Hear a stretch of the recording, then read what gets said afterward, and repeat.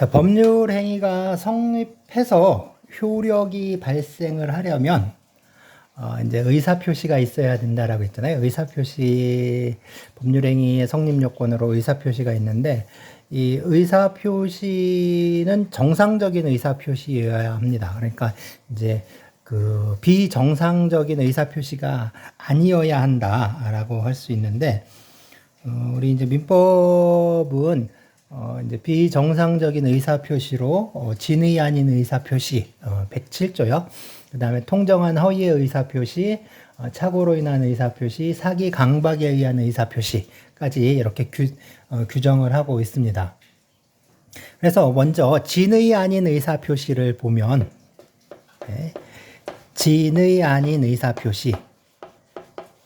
그러니까 이제 요게 속에 있는, 마음속에 있는 어떤 효과 의사와, 그죠? 내심의, 요거를 내심의 효과 의사라고 한다라고 했죠. 내심의 효과 의사와 어떤 표시 행위 사이에 이게 이제 서로 일치하지 않는 거라고 할 수가 있습니다.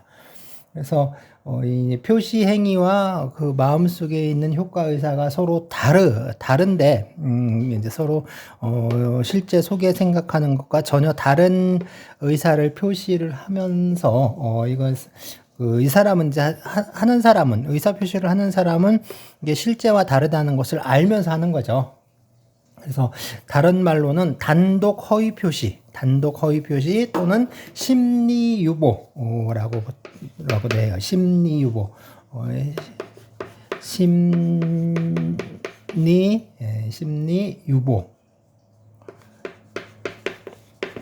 유보에서 이게 속이에요. 마음속에 머물러 지킨다, 유보한다. 마음속에 머물러 지킨다. 그러니까 진심은 이제 마음속에 담아두고 겉으로는 그 진심이 아닌 다른 거를 이렇게 말하는 거죠. 자, 이제 이렇게 이제 진의 아닌 의사 표시를 하는 경우인데요. 이제 107조에 그래서 107조 규정을 보면, 의사표시는 표의자가 진의 아님을 알고 한 것이라도 그 효력이 있다. 그러나 상대방이 표의자의 진의 아님을 알았거나 이를 알 수 있었을 경우에는 무효로 한다. 그래서 본문에는 진의 아닌 의사표시라도 유효하다. 그렇지만 상대방이 알았거나 알 수 있었다면 이건 무효로 한다. 고요. 이제 1항 규정이고, 2항에는 전항의 의사표시의 무효는 선의의 제3자에게 대항하지 못한다. 그렇죠? 선의의 제3자에게 대항하지 못한다. 그래서 이런 규정들을 두고 있습니다. 그러면 이제 진의가 아닌데 마음속에 있는 생각과 전혀 다른 의사표시를 했는데 왜 표시된 대로 효과가 발생하느냐? 법률 효과는 왜 표시된 대로 효과가 발생하느냐? 표시설에 의하면 당연하죠. 왜냐하면 우리 민법은 표시주의를 채택하고 있기 때문에 당연히 표시된 대로 효력이 발생하는 것이다 라고 주장을 합니다. 그리고 이제 그 의사주의는 뭐라고 주장을 하냐면, 표의자가 의혹했기 때문이다. 그러니까 자기가 이제 진의를 숨기면서 마음속에 이제 진심을 숨기면서 상대방이 자기의 표시 행위를 믿도록 한 거, 그게 바로 표시자의 의사이다. 그러니까 당연히 표시된 대로 효력이 발생하는 것이다라고 말합니다. 그래서 근데 의사주의에 대한 비판이 뭐냐면, 그거는 표의자의 의사는 그건 효과 의사가 아니라 표시 의사이지 그게 효과 의사가 아니다라는 이제 비판이 또 가해지고 있어요. 자, 이렇게 이제 진의 아닌 의사 표시가 이제 효력이 발생하는 거는 그냥 우리 민법이 표시주의를 채택하고 있기 때문이다라고 합니다. 그럼 자, 진의는 뭐냐? 진의. 참 진짜의 뜻이 있자. 그래서 진의는 뭐냐? 진의가 무엇이냐? 그러니까 마음속에 있는 실제 그 생각인데, 이 진의와 관련해서 이제 좀 문제가 됐던 사안들을 보면, 이제 옛날에 이제 1990년대 후반에 IMF 사태라는 이제 구제금융 시기가 왔는데, 그때 많은 기업들이 도산을 했어요. 도산을 하고 그리고 이제 회사에서는 구조조정을 했다고요. 이제 막 인원을 감축해야 되는데, 그래서 이제 그 희망퇴직이라든가 명예퇴직이라든가 이런 걸 받은 거죠. 근데 당시에는 그 회사에서 나오면은 일자리 구하기가 어렵거든요. 그러니까 이제 서로 안 나가려고 버티고 있는 그런 상황이죠. 그러다 보니까 회사에서는 인원수를 줄여야 되니까 전 직원에게 이제 사직서를 제출하도록 해요. 사직서를 제출하도록 합니다. 사직서를 제출하도록 하고, 그 다음에 이걸 선별적으로 수리를 하는 거예요. 그래서 내보낼 사람들만 사직서를 수리를 해요. 그리고 이제 회사에 남아있을 사람들은 요 사표를 이제 반려 처분해요. 이게 이제 돌려주는 거야. 그리고 이제 사직서를 수리한 사람들은 그 회사에서 이제 그만두는 거예요. 이제 쫓겨나는 거죠. 구조조정을 당해서 정리해고를 하는 한 방법으로 이렇게 했는데, 그러면 자, 사직서를 제출을 했어요. 사직서를 제출을 했는데, 사직서를 제출한 거는 자기가 그만두고 싶어서 제출한 게 아니죠. 그러니까 실제 속에 있는 마음은 회사에 다니고 싶으니까, 회사에 다니고 싶어서 사직서를 제출한 거야. 그죠? 그러니까 이게 속에 있는 마음이고 진심이고, 이건 겉으로 드러난 표시가 된 거죠. 진심이고 표시된 거예요. 진짜 이 사람들의 마음속에는 실제 의사는 나는 회사에 다니고 싶으니까. 왜냐하면 회사에서 사직서를 제출하라고 했는데 제출하지 않으면 그렇죠. 이제 회사의 지시에 위반한 거니까, 회사의 어떤 지휘 명령, 사용자의 지휘 명령에 이제 을 거부한 거니까 당연히 이제 징계 해고가 될 수 있어요. 해고가 되면 잘리는 거죠. 징계 해고가 될 수 있으니까 회사에 다니고 싶은 마음에서 사직서를 제출을 했어요. 근데 회사에서 그만두래. 그러면 이거는 확실하게 진의고, 이게 겉으로 이제 표시상의 의사니까 두 개가 서로 일치하지 않잖아요. 근데 일단은 뭐냐면은 그 진의가 아니라는 것을 사직서를 제출하면서, 나는 회사에 그만두고 싶어서 사직서를 제출하는 게 아니다라는 것을 알면서 했어도 일단은 이게 효력이 발생한다는 거야. 효력이 발생해요. 그렇지만 봐요. 단서에 분명히 상대방이 표의자의 진위 아님을 알았거나 알 수 있었을 경우, 회사는 당연히 이게 진위가 아니라는 사실을 알고 있죠. 왜냐하면 회사에서 시킨 거니까. 진위가 아니라는 걸 알고 있어요. 그러니까 이거는 무효가 되는 거지. 무효가 돼요. 그러니까 사직의 의사표시가 무효가 됐는데 이 친구를 회사에서 내보냈으니까 이거는 부당해고가 되는 거예요. 회사에서는 부당해고를 하게 된 거죠. 그래서 이게 이제 이 사직서를 제출을 하고 회사에서 사직서를 제출해라라고 해서 사직서를 제출한 후에 이제 회사에서 이제 퇴직하게 된 이 노동자들이 이제 이 해고 무효 확인 소송 이런 걸 냈어요. 그리고 그러면서 회사에서 사직서를 제출하라고 한 것은 사실은 진위 아닌 의사표시다. 그렇기 때문에 이거는 무효이다라고 주장을 했는데, 법원에서는 이거를 무효로 보질 않았어요. 그리고 진의가 뭐냐,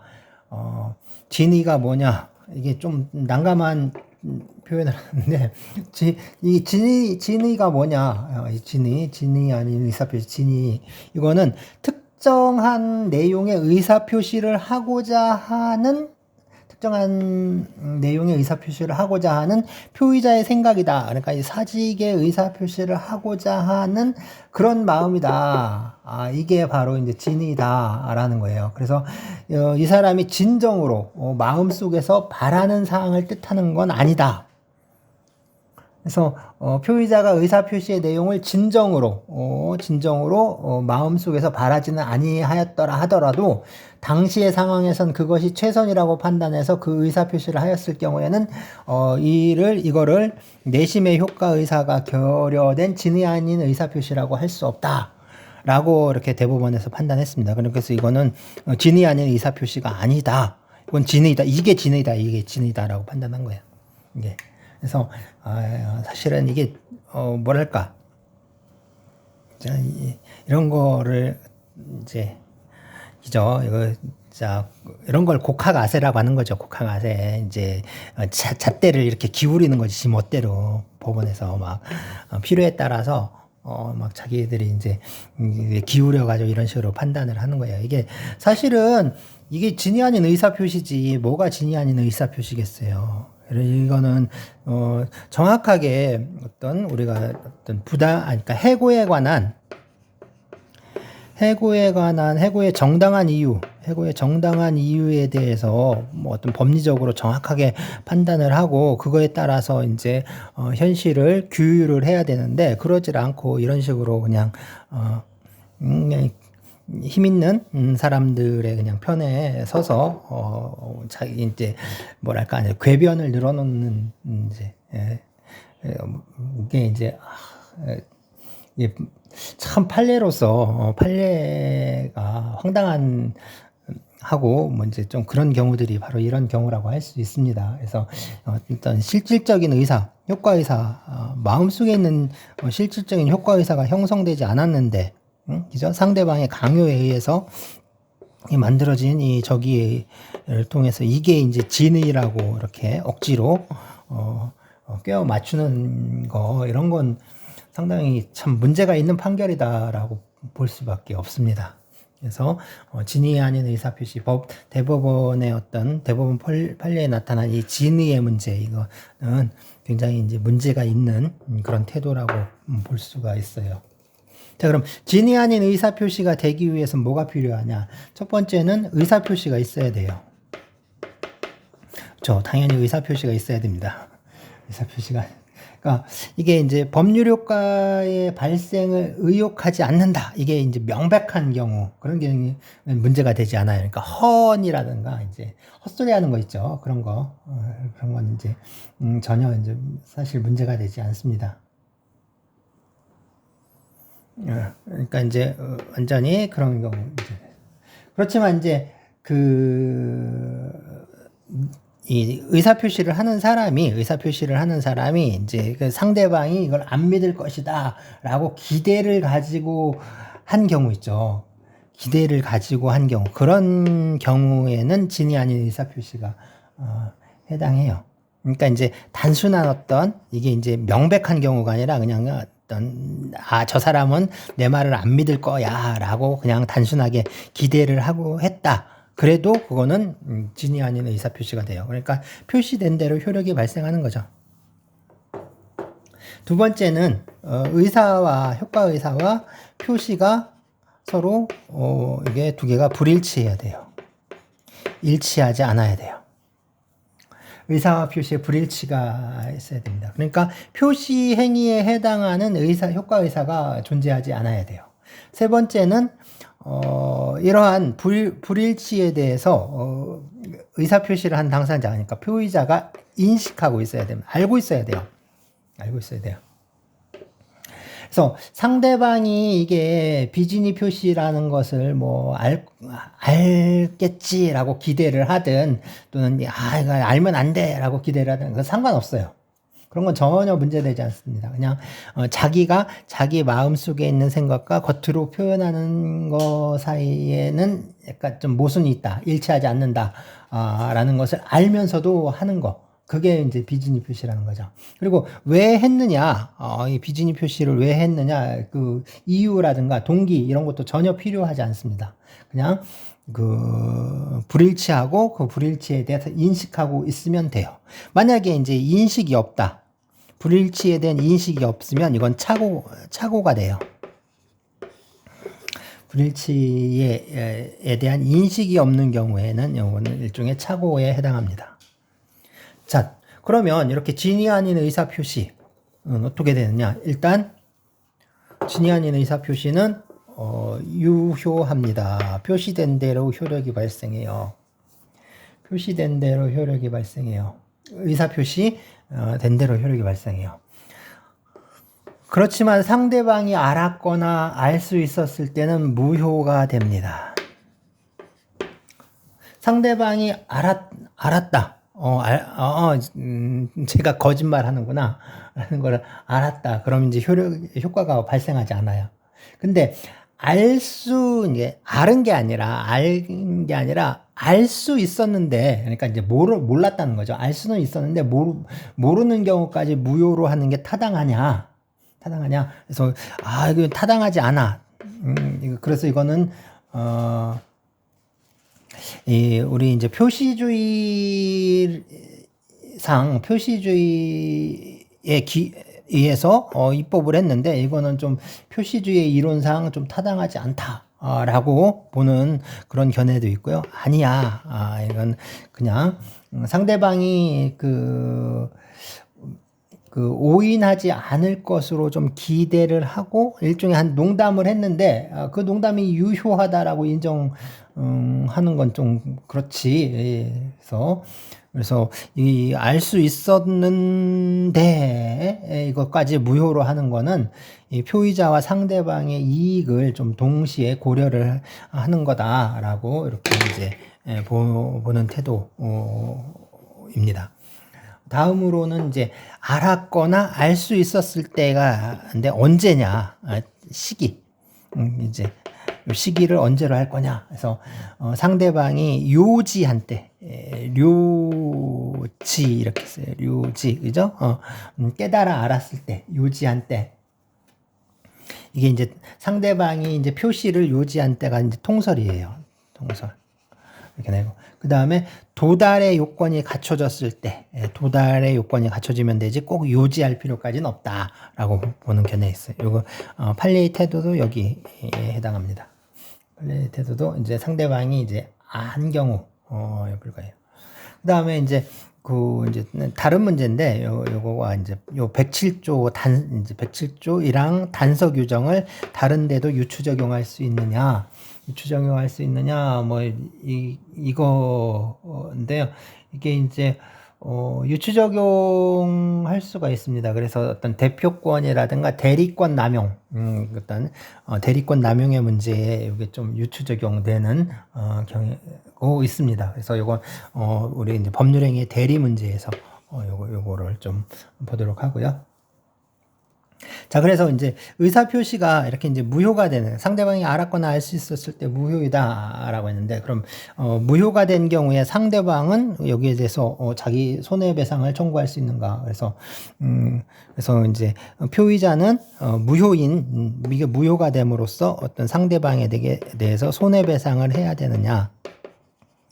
손해배상을 해야 되느냐. 뭐 이제 긍정하는 견해, 손해배상을 긍정하는 견해가 있습니다. 그래서, 우리가 이제 750조를 적용한다거나, 민법 제 750조는, 이제 불법행위에 관한 규정이에요. 그래서 고의 또는 과실로 인한 위법행위로 타인에게 손해를 가한 자는 그 손해를 배상할 책임이 있다라고 해서 하는 게 이제 750조 규정이고, 그 다음에 또 하나는 이제 535조, 전에 이제 우리가 목적이 불능한 계약을 체결하면서 불능을 알았거나 알 수 있었을 자는 상대방이 그 계약의 유효를 믿었음으로 인하여 받은 손해, 즉 신뢰 이익을 배상해야 한다라고 했는데, 그래서 이 신뢰 이익의 배상에 관한 규정을 좀 유추 적용을 해서 이제 여기 이제 손해배상 책임을 인정해야 된다. 다만 이제 과실을 상계할 수 있다라는, 과실 상계 가능하다. 그래서 여기 그 다음에 이제 반대하는 견해 있습니다. 상대방이 알았거나 또는 알 수 있었을 것을 좀 규책 사유로 하고 있기 때문에 이제 그 손해배상 청구하는 건 좀 그렇지 않느냐. 그래서 손해배상을 그러니까 상대방이 알고 있었어요. 알고 있어. 그러니까 무효가 된 거야. 또는 알 수 있었어. 근데 부주의해서 알지 못한 거야. 그래서 무효가 된 건데, 거기에 대해서 무슨 손해배상을 청구하냐라는 거죠. 그래서 이렇게 이제 손해배상을 청구할 수 없다라는 견해가 이렇게 나뉘어져 있습니다. 자, 그다음에 선의의 제3자에 대해서는 대항하지 못한다라고 하고 있어요.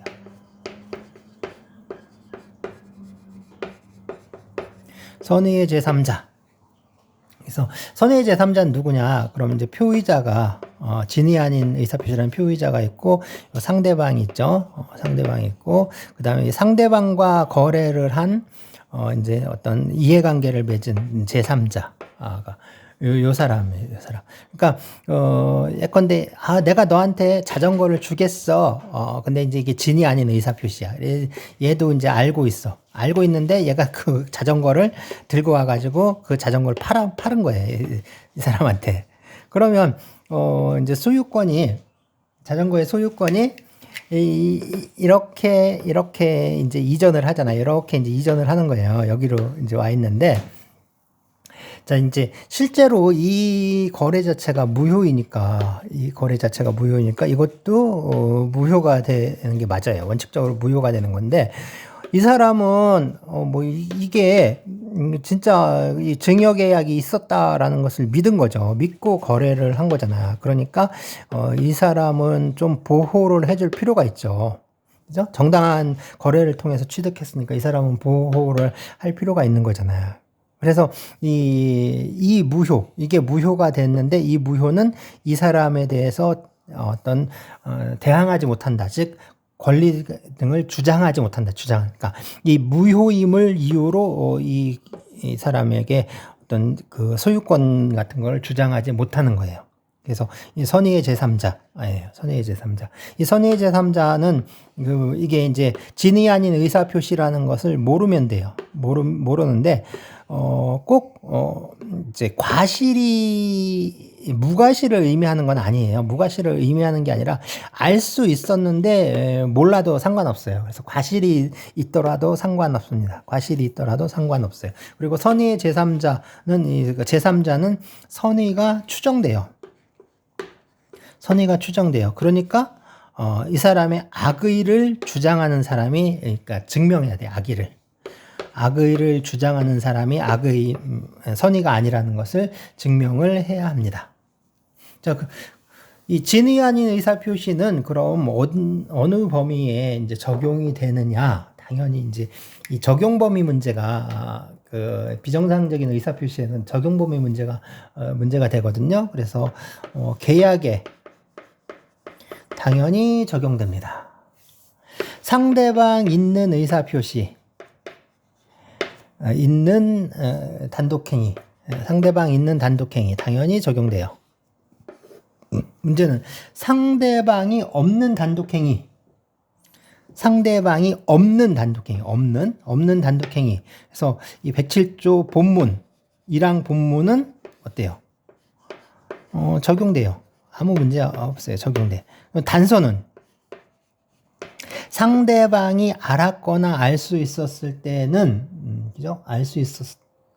알았거나 알 수 있었을 때, 이때는 무효로 한다라는 거 있잖아요. 무효로 한다. 그거는 적용될 수 있을까?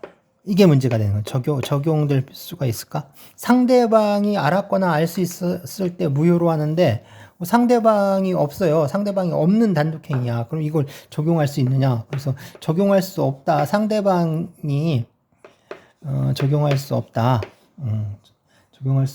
적용 이제 부정설. 적용 부정설. 있는데 상대방이 필요가 상대방이 저기 없으니까 이건 적용될 수 없는 거야. 1항 단서 또 제2항 선의의 제3자 역시 적용할 수 없어.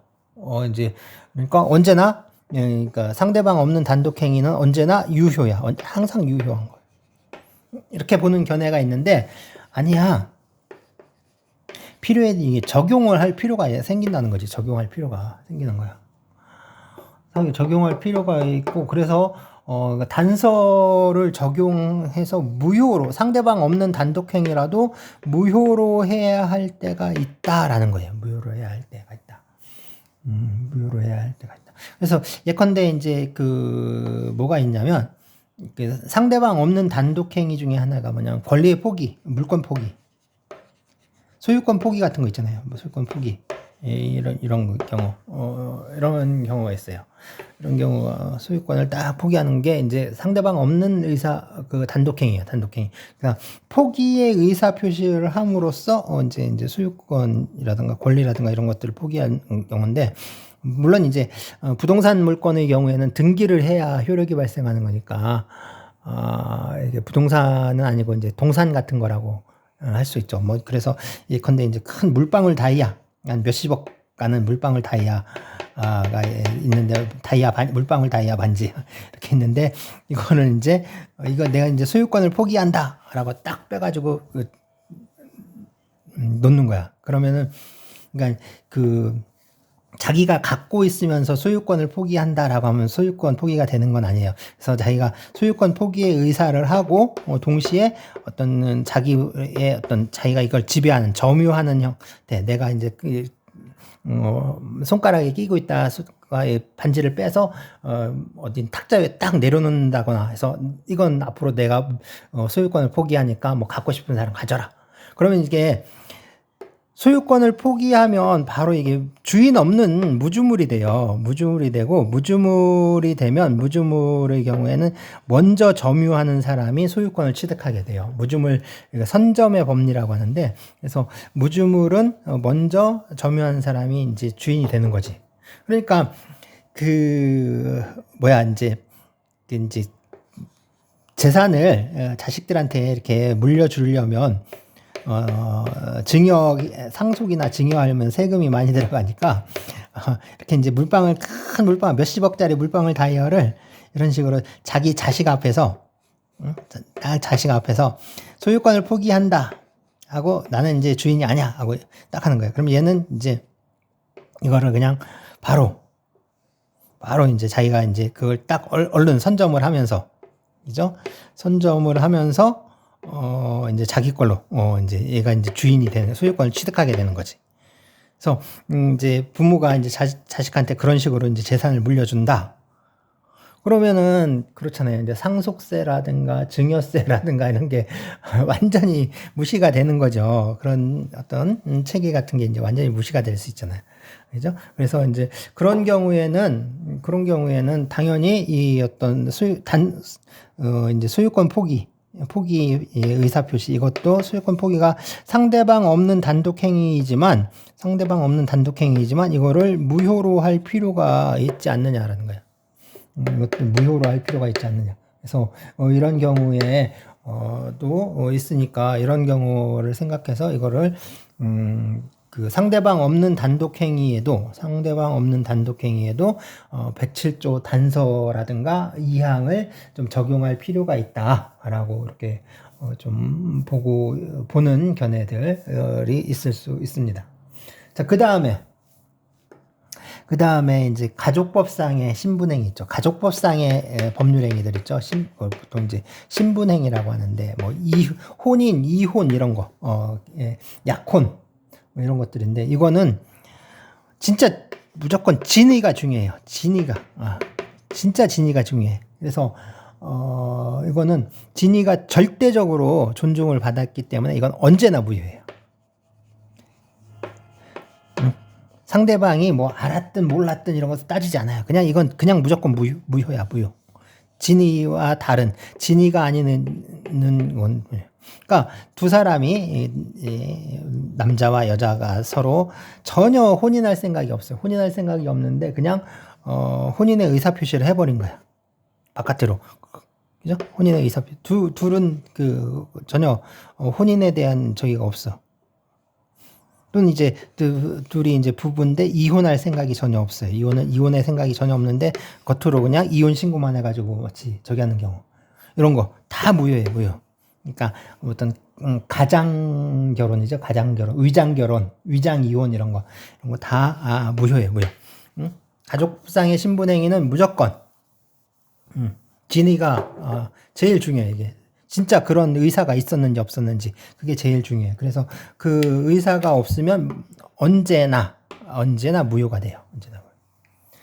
자, 공법상의 행위들, 공법 행위들, 이거는 언제나 유효예요.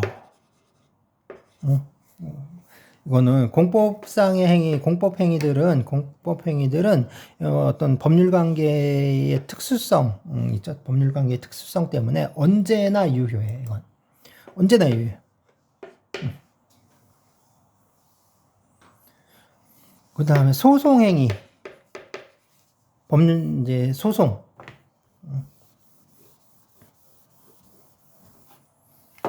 소송행위,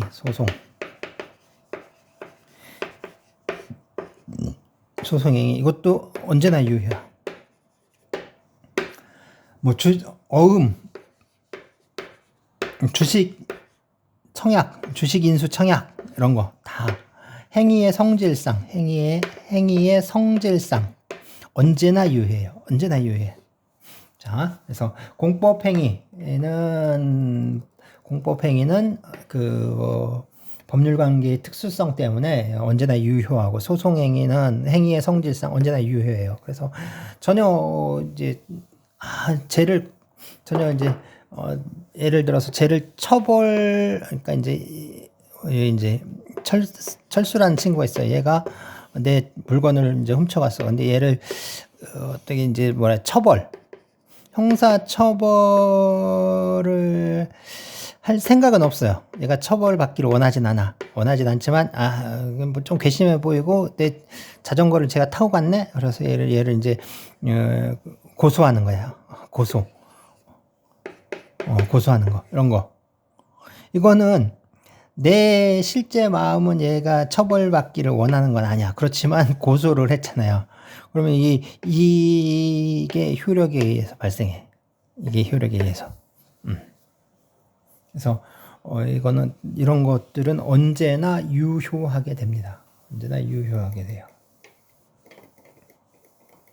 그래서 이런 공법행위라든가 소송행위라든가 이런 것들은 그 내심의 의사를 기준으로 뭐 이제 법률 효과가 발생한다 아닌다 이런 걸 따질 수가 없고 그냥 표시된 대로 그냥 효력이 발생할 수밖에 없다. 그래서 언제나 유효하다라고 이렇게 봐야 됩니다.